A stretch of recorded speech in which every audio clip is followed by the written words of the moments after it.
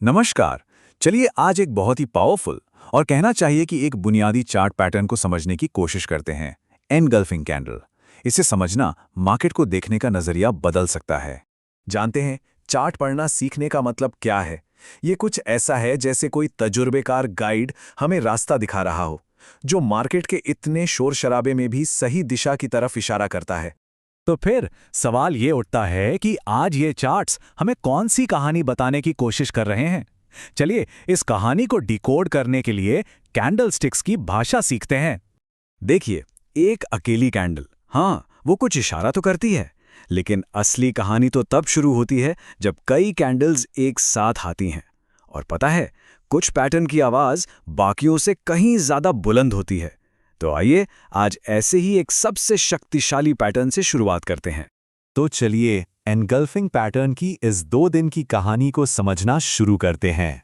बहुत आसान शब्दों में एनगल्फिंग पैटर्न एक 2 कैंडल स्टिक वाला पैटर्न है।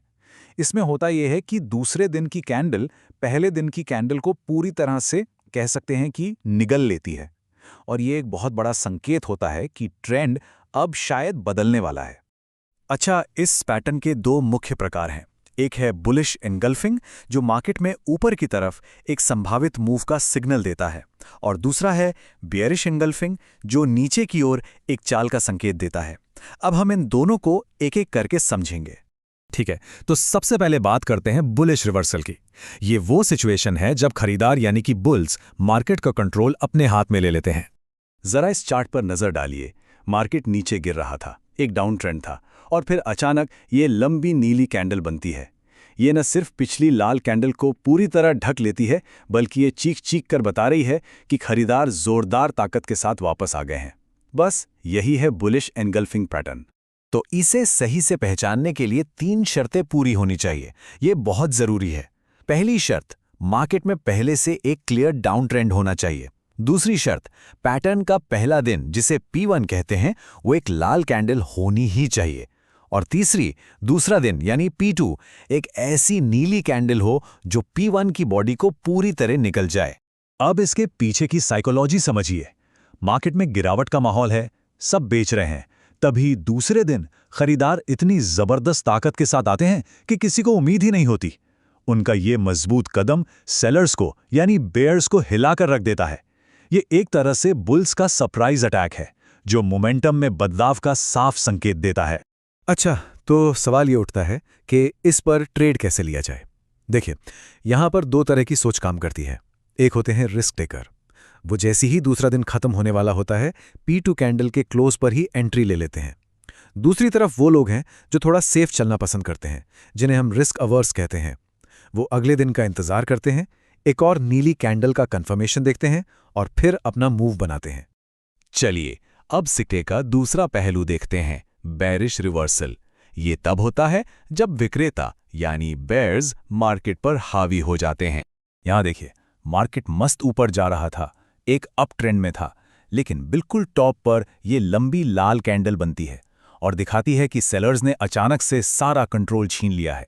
ये एक साफ संकेत है कि तेजी का दौर शायद अब खत्म होने वाला है। इसको पहचानने की भी वही 3 शर्तें हैं, बस बुलिश पैटर्न के एकदम उल्टी। पहली, एक साफ अप ट्रेंड होना चाहिए। दूसरी, पहला दिन यानी P1 एक नीली कैंडल होनी चाहिए जो तेजी को कंफर्म करे। और तीसरी, दूसरा दिन P2 एक ऐसी लाल कैंडल हो जो पहली कैंडल की बॉडी को पूरी तरह से निगल जाए। और इसकी कहानी क्या है?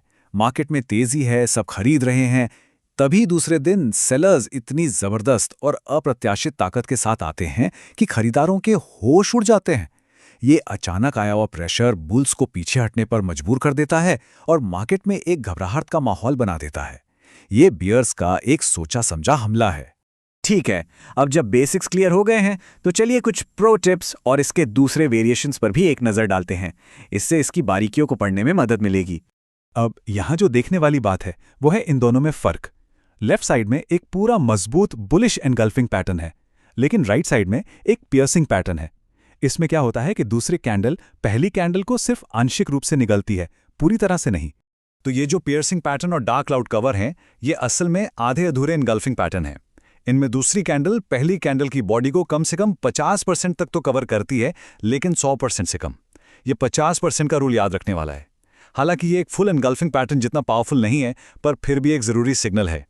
अब जरा इस चार्ट को ध्यान से देखिए। यहाँ एक बेरिश एंगल्फिंग पैटर्न बना और उसके ठीक बाद एक डोजी कैंडल बन गई। डोजी का मतलब है कि खरीदार और विक्रेता दोनों की ताकत बराबर थी, जिससे मार्केट में कंफ्यूजन की स्थिति पैदा हो गई। तो जरा सोचिए, क्या होता है जब एक जबरदस्त पावर प्ले के ठीक बाद मार्केट में कंफ्यूजन की स्थिति पैदा हो जाती है? इसका जवाब बहुत सीधा है। देखिए, घबराहट और उसके साथ अनिश्चितता, ये दोनों जब मिल जाते हैं ना, तो एक बहुत बड़ी गिरावट का स्टेज तैयार हो जाता है। बेरिश पैटर्न ने बुल्स को पहले ही डरा दिया था और फिर उस डोजी ने आकर उनकी कंफ्यूजन को और गहरा कर दिया। पैनिक और कंफ्यूजन का ये कॉकटेल एक जबरदस्त सिग्नल हो सकता है। तो आज के इस पूरे विश्लेषण से हमें क्या समझना है? चलिए, सबसे जरूरी बातों को एक बार फिर से दोहराते हैं। हमेशा याद रखिए, असली बात यह नहीं है कि कितने पैटर्न पता हैं। असली बात यह है कि किसी एक खास कैंडलस्टिक पैटर्न के साथ ट्रेड करने की स्किल को कितनी अच्छी तरह से निखारा गया है। ज्ञान अपनी जगह है, लेकिन महारत तो सिर्फ प्रैक्टिस से ही आएगी। तो अब जब इस एक पैटर्न को पहचानना आ गया है, तो अगली कौन सी कहानी होगी जिसे चार्ट्स में ढूंढा जाएगा? देखते रहिए और सबसे जरूरी, सीखते रहिए।